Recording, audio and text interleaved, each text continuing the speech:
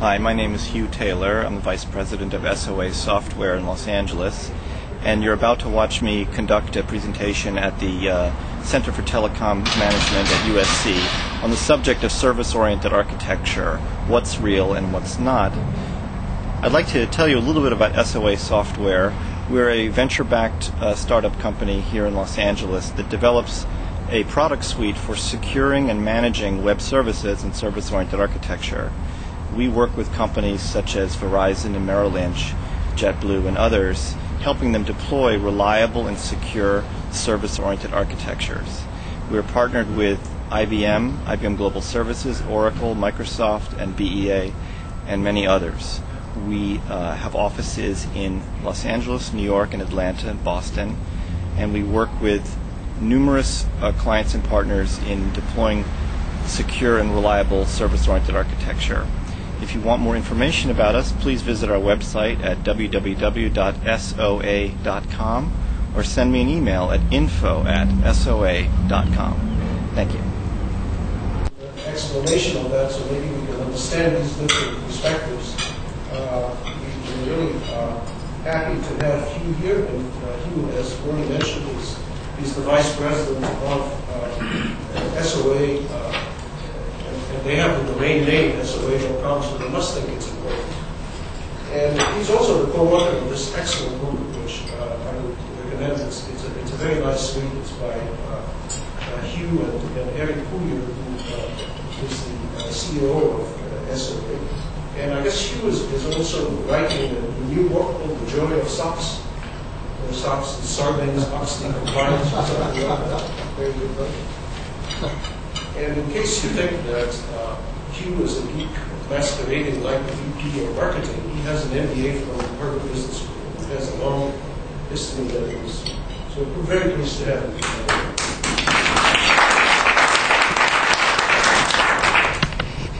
Thank you very much, Omar and Logan, for inviting me to be here today. Let me just get my presentation queued up. Before we start, I just want to get a little bit of an idea of where everybody is at. In terms of technological knowledge, on a scale of 1 to 10, 1 is my grandmother and 10 is Bill Gates. Who here is like a 5? Anybody in 5? Any 2s or 3s? Any 8s, 9s, 10s? Any big tech? Okay. Good. Okay. I just wanted to check. Also, and in terms of familiarity with service-oriented architecture, how many people here are sort of here to learn about it from scratch? Anybody really fresh to the subject? Okay. Anybody here feel confident they understand it pretty well? Okay. Just wanted to check. Okay, a quick show of hands. How many people agree with my wife that I need a new photo?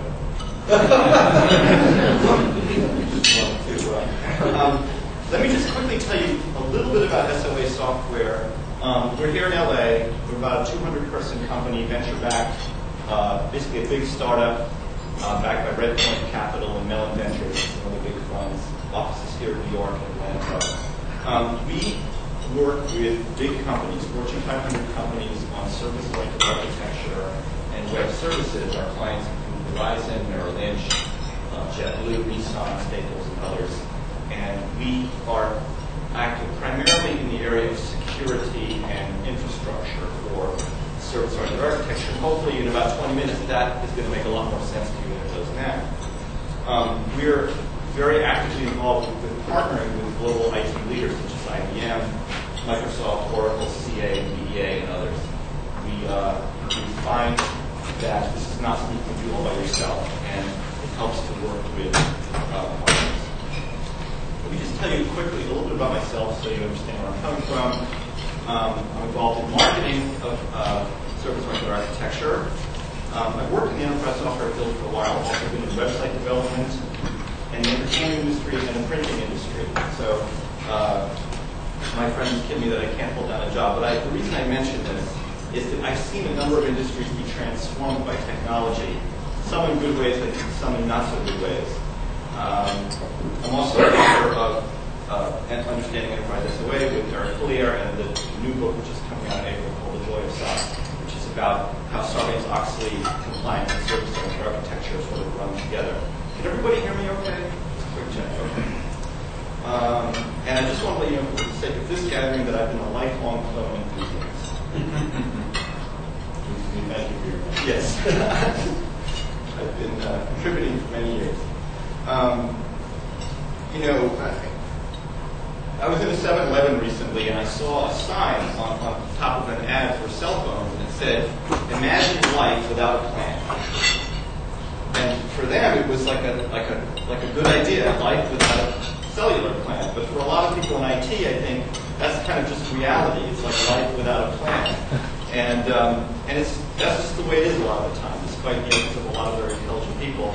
So where I want to start with is there's the A in SOA is architecture, and the term architecture in the information technology field has a lot of different meanings, and it's one of the reasons, as Omar was saying, that the term service-oriented architecture is so subjective and so multifaceted. But architects in the IT world are involved in designing and deploying systems and making sure that standards are developed and enforced, and their job is likely to that of an architect who designs a building. Although, in my opinion, the better metaphor would be urban planning, because the IT field, like urban planning, they're dealing with a lot of fixed assets that were built a while ago. They're too expensive and complicated to change. And so, while if you're an urban planner, you might want your city to look like New York, with a nice grid, you're more like Beantown, probably. Anybody here ever tried to drive around Boston? Right? That's what enterprise IT architecture is really like. You're always on a one-way street going around some building that was built in 1822, and it ain't moving ever. So it's the, IT architecture is the art of the possible and the art of the budgetable. So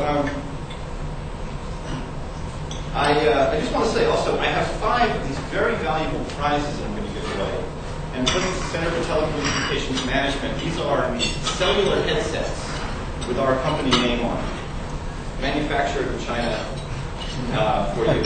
Anyway, but we'll be giving those out. So I'm going to be asking for volunteers throughout this presentation to give some comments. So if you're brave enough to volunteer, you'll get a prize. But the most important thing to understand when we look at service-oriented architecture is to understand what is currently going on in the world of information technology. And these illustrations come out of a book, Understanding Enterprise SOA. We live in an IT universe of tight coupling. And what I mean is that typically, like the buildings in the city that can't change, you have information and processing functionality, business logic, on more than one system, either by design or by default. You have what are called distributed systems. And so in this example here, you've got one computer, one software application saying, I need a part number, but it's got to ask the mainframe for the part number because the part numbers are stored in the mainframe and they've been there for a long time. So what has to happen? The 2 computers have to exchange a message. One computer has to say, give me the part number, and the other one has to say, here it is. Okay? This happens all the time. Because of the way software has been developed over the last 30, 40 years, each system has its own operating system. Application software has probably been written in its own language, and the way they communicate is probably reliant on a proprietary communication technology, which I illustrate. There's supposed to be little keys and blocks here. So you end up with a situation where you have each application and each computer system are connected to each other by a series of proprietary or custom links using proprietary middleware or custom developed middleware. The messages travel across networks in proprietary protocols.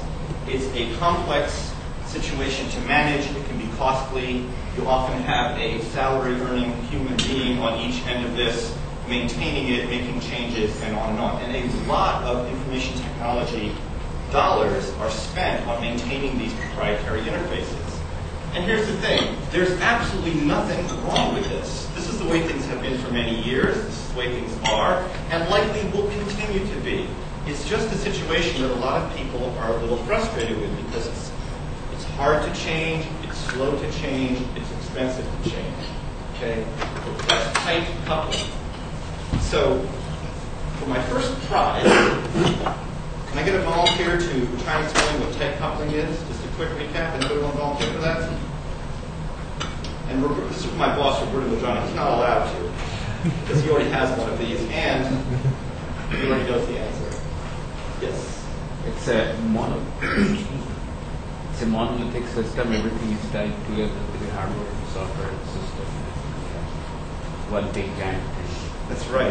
Monolithic. I like that. Here's your valuable prize.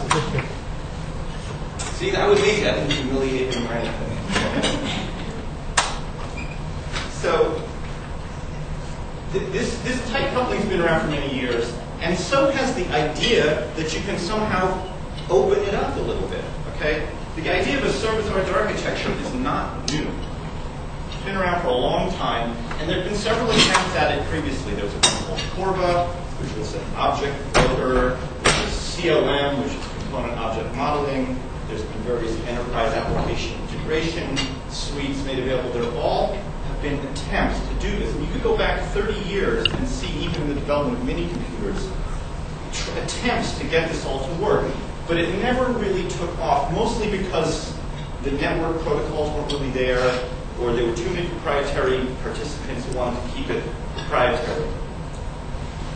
So we now have the ideal of open interoperability, or loose coupling. And what it is there has been, over the last couple of years, there have been several innovations in IT that have come together to enable much more open connections and communication between different kinds of software applications and systems. There are internet protocols for sending messages over networks, like HTTP. And most importantly, there has been the development of a language called XML. How many people here have heard of XML? Just okay.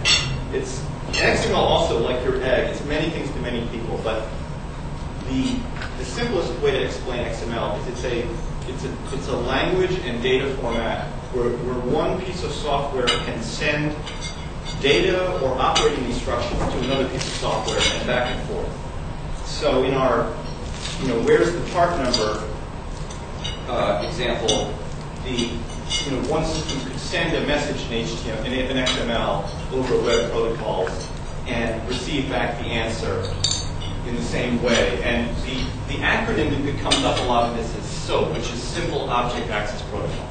It's a type of XML. And the way it works is there are various organization standards bodies, nonprofit standards bodies that come together and agree on the formatting of these messages. And then they ratify the standard. And all of a sudden you have what amounts to a universal language that any piece of software can use to talk to any other piece of software anywhere in the world. And it doesn't cost anything. You don't have to get any proprietary middleware to make it work. Okay? Now, I'm simplifying a little, but that's essentially true. And the big sort of kickoff of this was a couple of years ago. All the major players, IBM, VEA, Oracle, HP, Microsoft, they all agreed that they were going to use these SOAP web services standards for interoperation between systems. That was really a revolutionary moment in the industry. That's actually when our company was founded, because our chairman, Eric Pullier, one of the other people he works with, realized that this had the potential to really transform the IT industry. And as my colleague Shannon Dash likes to say, it amounts to a type of like a dial tone between computer systems, that you can have this open connectivity. So service-oriented architecture is an IT architecture where different systems and different computer programs can speak to each other using this common language. And the S in service-oriented architecture comes from the concept that when you have this kind of configuration, software becomes a service. Okay? It can be invoked as a service when needed, on demand, and it's not hardened to any particular machine. That's why you get this kind of clumsy acronym, service-oriented architecture. It's an architecture composed of pieces of software that are available as services.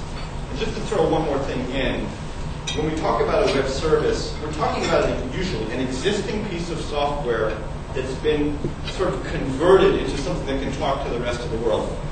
That's why you can take an existing application that was written in Java or C++ or even on a mainframe computer and expose it out to the world as a web service. So it's you can transition existing system into a service-oriented architecture. So just quickly, here's some of the acronyms you see: extensible markup language. So WSDL is a term that comes up because a web service can describe itself using it's a document that you can send forward over the network and receive back. It's like a little instruction manual on how to use the web service. And then UDDI is kind of like a yellow pages of your web services. So the revolution in web services is actually threefold. Not only can the software applications speak to each other, they can describe themselves, and you can locate them using this UDDI, which is like they call it a registry or an index. So whereas in the tight-coupled world, in order for computer systems to speak to each other, you had to get proprietary middleware, you had to convene some terrible series of conference calls and meetings to discuss the protocols and the way these two applications are going to talk, and on and on. Now, and if you'll indulge me a little oversimplification, you can look at the WSDL and they'll tell you exactly how the software works, and you can find it on the UDDI. So it's quite revolutionary. The enabling concepts of this include network transparency. It's a very critical concept of service-oriented architecture. The networks becomes less important because you're using a standardized, standards-based way of communicating. The endpoint becomes virtualized. It doesn't really matter where the software is. It could be on the same server blade, or it could be 5,000 miles away. It doesn't matter. The endpoint doesn't matter. It's self-describing, universally discoverable, universally understood, and it's machine-to-machine interactions. This is one of the biggest things that people get mixed up about. Service-oriented architecture mainly has to do with machine-to-machine or application-to-application discussions, connections. And then just to confuse it a little more, there are a bunch of service-oriented architecture configurations that don't have to do with SOA. The insurance industry has a CORD, and there's also a thing called EDXML. So you will hear about non-SOA web services. But web services and SOA are everywhere. So MasterCard says it's where you want to be, right? It's everywhere.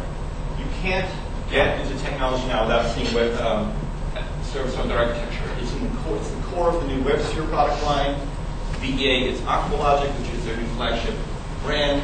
Fusion Middleware at Oracle, .NET for Microsoft, NetWeaver for SAP. It is the core technology strategy of every global IT player, period. And, or at least they are saying it is. So it is very prevalent. And how is it being used? Because we've been talking in the abstract. Service-oriented architecture has a lot of applicability in business-to-business transactions because a lot of these connections, which are at their thorniest, occur in business-to-business situations. It's used in enterprise application integration and application-to-application communication. Like, for example, it's really interesting what's going on with the Microsoft Office product suite now. The entire Microsoft Office suite has web services enabled. So you can now do things like if you buy Microsoft CRM and you send an email in Outlook automatically uses this web services integration process to put the email into the correct account record in the CRM system. It doesn't have to be told. And it's a seamless integration. And it goes on and on. So it's very interesting. So even sort of inside of one product suite, you have this communication going on, which would have taken a lot more work previously, if Microsoft had wanted to achieve that kind of integration between different parts of its product suite before. Now it's a lot simpler. It's not totally easy. We're going to get into the idea of the talk now. What's really going on versus, I'm giving you like the venture capital pitch here. Okay? It's also becoming very prevalent in government. There's actually like a federal law that says that most federal agencies have to start moving towards SOA. And we heard from our government account executive that this book is being handed around the Pentagon E-ring like by four-star generals, like the way teenage girls pass around our bodies ourselves, in high school. It's like, it's the book you're supposed to read to get up on SOA. I just want to quickly go over some related concepts that are a little bit different. You've heard of on-demand business? Okay. Software as service, utility computing, these are related but different ideas. And I just bring it up because there's already so much confusion around SOA that sometimes people bring in these other things like they can get a little complicated. But on-demand business is a broad sort of branding category of just as a concept of any kind of business service that's available on demand. It's related. Can you see the connection between on-demand business and SOA? It's kind of the same general idea. But SOA refers to this machine-to-machine integration. Software as service is very similar, but the concept of software as service, like Salesforce.com, or ASPs, is typically about sort of person-to-machine interaction. And I'm not splitting here, so there's a significant difference between machine-to-machine and human-to-machine interaction when it comes to security and governance. It's not the same thing. Utility computing, the idea that just server capacity and computing capacity is available when you need it as much as you want, or as little as you want, like electricity. It's really a completely different concept. However, in our opinion, you can't have utility computing without SOA because you can't have that sort of dynamic switching of IT assets on demand without some kind of standard of communication and integration. It just doesn't work. The potential benefit of SOA is that it gives you a deeper connection between business managers and IT. And I'm going to go through an example of that. But SOA makes it easier to correlate technology assets to business processes than you might currently have. It reduces the cost and complexity of business-to-business commerce. We've seen this. We have a client, I can't tell you their name, but they're a big credit card company. They integrate with retailers. Our solution has helped them cut their integration time by a factor of 10. So it's not even that's a big money savings, but they can integrate so quickly now that it's actually a strategic advantage. Because the partnering programs that used to take 6 months, now it takes 3 weeks. It's just a totally different discussion. And so they can do things more quickly. And that's our solution. It's also a solution from IBM. And obviously, less reliance on proprietary vendor technologies means reduced IT costs, increased IT flexibility, and increased ability for IT to serve business needs. Because what you often have is a situation where and it's not really anybody's fault, but IT can be a drag on business agility because it takes too long to get things done in IT. And that might be because the business management patrons of the IT department don't have the energy or the desire to explain what they really want. IT gets blamed a lot of the time, but it may not be their fault. Okay. So I'm going to give away another valuable prize. Does anybody want to try and explain the difference between software as service and service-oriented architecture? Yes? You said web services versus service-oriented architecture? Software as service versus service-oriented architecture. Do we want to take a step in? Person to software as opposed to software to software. Right. Human to machine versus machine to machine. Very good. Your headset. We've got 3 more to go. Okay. So let's walk through. Are we doing okay on time? Let's look at an example. I like specific examples of SOA at work in a real business process.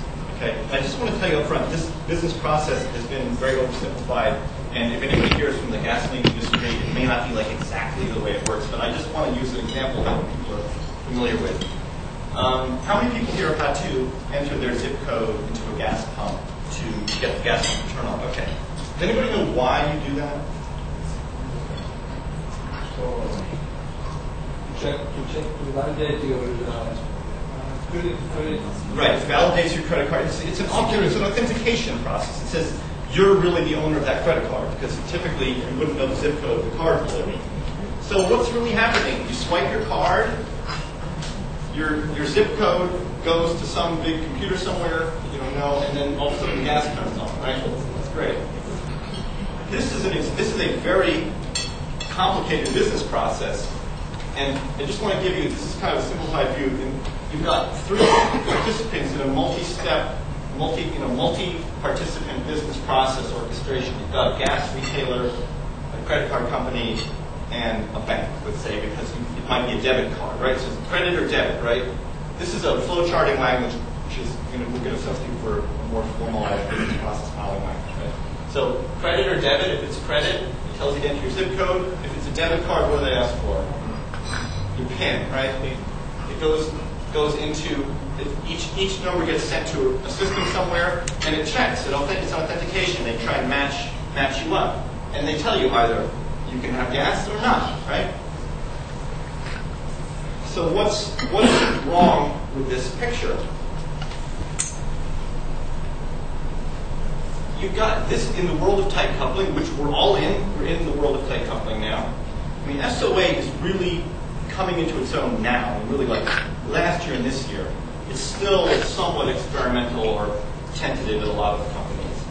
But let's say, for the sake of argument, that your gas pump is a .NET application, your credit card company is running a J2E application on a Sun server, your bank's running a KIX application on a mainframe.